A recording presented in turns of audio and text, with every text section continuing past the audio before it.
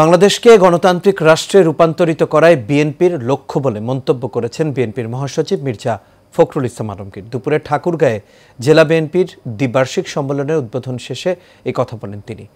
ফখরুল ইসলাম এ সময় আরও বলেন, দীর্ঘ 15 বছর গণতান্ত্রিক অধিকার আদায়ের লড়াই সংগ্রাম করেছে বিএনপি।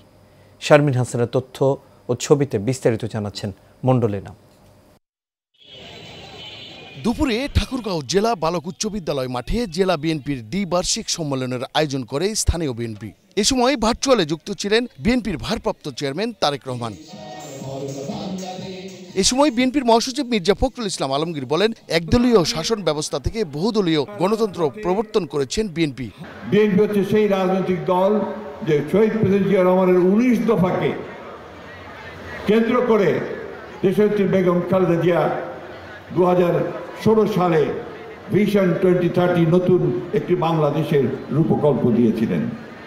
বিএনপি হচ্ছে সেই রাজনৈতিক দল যে ফ্যাসিস্ট শাসনে যখন বাংলাদেশ তছনছ হয়ে গেছে, ভেঙে গেছে, প্রতিটি প্রতিষ্ঠান ভেঙে গেছে, সেটাকে আবার নতুন করে গড়ে তোলবার জন্যে, বাংলাদেশের রাজনৈতিক কাঠামোকে নতুন করে গড়ে তোলার জন্যে, বাংলাদেশের অর্থনীতিকে নতুন করে গড়ে তোলবার জন্যে 31 দফা কর্মসূচি প্রণয়ন করেছে।